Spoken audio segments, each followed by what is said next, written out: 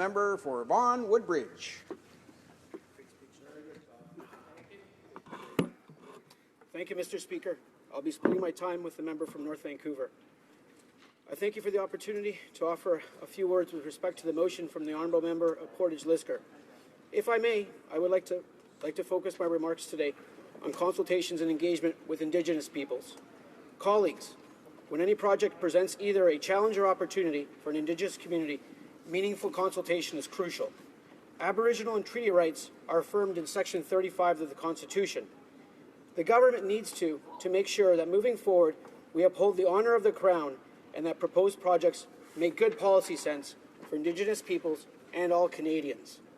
Mr. Speaker, as the Honourable Member knows, there are many projects representing potential new investments planned or underway in Canada, and many are located in or near Indigenous communities or on traditional territories. These projects have the potential to create important new opportunities for Indigenous communities. Today, over 30,000 Indigenous people work in energy, mining, and forestry jobs throughout Canada, this great country. That makes the natural resource sector a leading private sector employer for Indigenous Canadians. What's more, the Indigenous population is young and growing, with an increasing amount of opportunities in these sectors over the coming years. Yet, we know the strong leadership in Indigenous communities is also an integral part of responsibly developing Canada's natural resources, as more Indigenous leaders take a proactive role in determining how their communities engage in resource development. We know that properly consulting those communities and leaders is paramount to make sure we get things right. Mr. Speaker, we also know that we need to do things differently. Mr. Speaker, yesterday we heard the government deliver on a key promise to do just that. As the Minister of Natural Resources noted, the Government of Canada has taken an important first step toward restoring public's trust and faith in the way Canada reviews and assesses major resource projects. I am pleased to highlight today that the first step includes enhanced collaborations and consultations with Indigenous populations, respecting their rights and interests. This is an important point. Colleagues, the Prime Minister has said that no relationship is as important to him as the one with Indigenous peoples. This government has been very clear. It will begin to renew that relationship based on the recognition of rights, respect, collaboration, and partnership. Yesterday's announcement also made our intentions clear. The government takes our consultation obligations very seriously. The Prime Minister has also said that it is, and I quote, critically important for Indigenous peoples to be full partners at those tables where shared decisions about the future of our country are made, from resource development to environmental stewardship. Mr. Speaker, as we all know, consulting Indigenous groups is already mandatory where a proposed activity may have an adverse impact on potential or established Aboriginal and treaty rights. With this new development, the government is confirming our commitment to work even more closely with Indigenous groups, building on the relationship that provide the foundation for proper and full consultation. And as Ministers McKenna and Carr noted yesterday, the government will respect the rights and interests of Indigenous peoples while responsibly, and I emphasize responsibly, supporting our natural resources sector. And it will make decisions based on science and evidence, including traditional knowledge from Indigenous peoples. Hundreds of First Nations, Métis Nation, and Inuit groups may be impacted by projects like pipelines. And yesterday's announcement confirms this government is absolutely committed to seeking their views and input. Mr. Speaker, as announced, a process for those consultations will be developed and funding will be available for these groups to participate in those consultations. Currently, consultations with these groups are already integrated into environmental assessments, but it is clear that more must be done. Improvements to Canada's whole-of-government approach are needed to undertake these consultations and fulfill our legal duty to consult. I would like to take a moment to shed further light on some of the steps being taken with respect to consulting Indigenous peoples. What is different after yesterday's announcement is threefold. Firstly, the government will take immediate steps to improve awareness of the environmental assessment process within Indigenous communities through education and training programs. Secondly, the government will promote early community engagement by proponents on upcoming project environmental assessments. And finally, thirdly, it will enhance Indigenous capacity to actively participate in project environmental assessments through improved participant funding, better integration of traditional knowledge, and building technical capacities with Indigenous organizations. Further, the government will meet with Indigenous groups to determine the ways they would like to be engaged in the broader review. The Government of Canada looks forward to providing further details on these steps over the coming weeks and months. Mr. Speaker, I firmly believe that working together is the best way to achieve our shared goal of a healthier, more prosperous, and self-sufficient Indigenous communities. Indeed, is the only way toward the nation-to-nation relationship that has been promised. The Government of Canada is listening to Indigenous groups, and renewing the relationship to advance reconciliation. And when any project, energy or otherwise, may impact Indigenous peoples, the government looks forward to continuing to work with all partners on shared solutions that can deliver positive results for those communities, not only for the benefit today, but for future generations. Thank you, Mr. Speaker.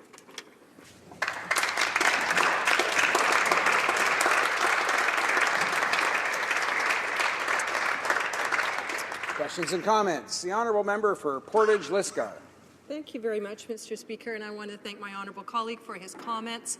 I do want to go back to something that one of my colleagues talked about, and that was the importance of MPs being able to represent their interests on a wide range of issues. And I see this motion as one that truly isn't partisan. It is something that you could support, even members of the same party, but from different regions of the country could support it, because it really is a motion of general support for our natural resources, particularly gas and oil. And I want to read a quote that was said.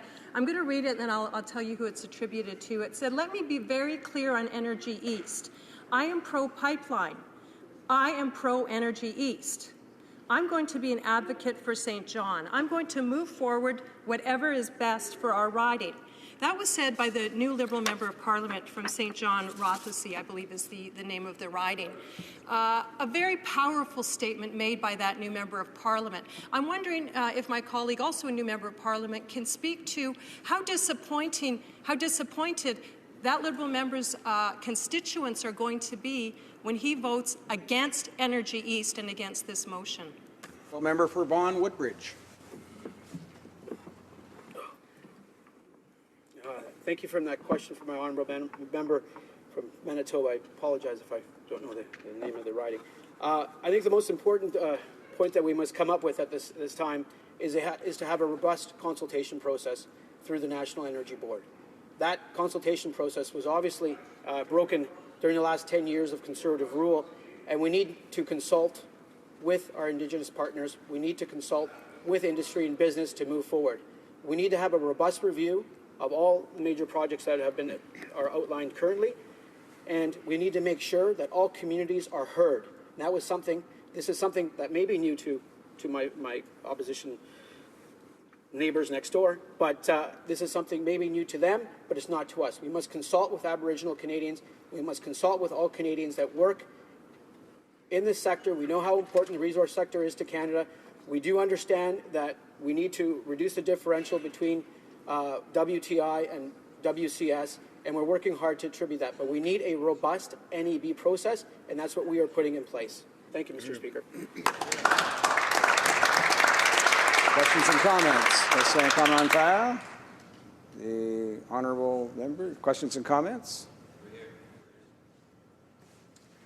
Pardon me, I'm out of my range here. The honourable member for St. Boniface, St. Vital. Thank you so much. I know how much how hard the honourable member has worked in the last few months to be elected on October 19th. So I'm wondering if he could share with us how important it is to him and his constituents to achieve the right balance between the energy sector and the environment. How important is that to your constituents?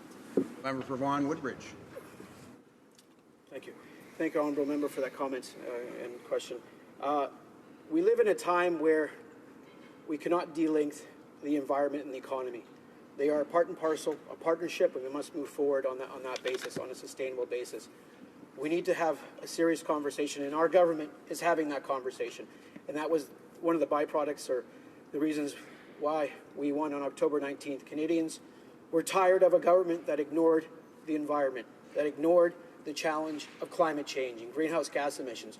And our government promised to move forward on that, and we are. With COP21, with the announcement yesterday, that's what we are moving forward with. So Canadians know and understand fully that we have an environmental regulatory review process that they can have faith in. So when these projects are evaluated, there is no political interference, that these projects are evaluated for the merits that they have, and the various groups and stakeholders are consulted properly, fully, and thoroughly. Thank you, Mr. Speaker. There's about a time for it. We have time for a brief question. The honourable member for Terrebonne. Mr. Speaker, as member for Terrebonne, yesterday in this House, we obviously looked at Quebec, specifically in terms of the position of the Mayor of Montreal and the municipalities surrounding Montreal. And in our riding, we already have a pipeline. It's been there since the 1970s. And I want to stand up for my riding in this place, and the political will for a new pipeline is not there. It's now, we're saying that we need to look at the West, but Alberta, in its deal with British Columbia, has not succeeded in getting a pipeline going that way, so now we need to go towards the east. So maybe we should look at exporting our oil through the shortest method. That's the option I'm suggesting, the honourable member. For the question.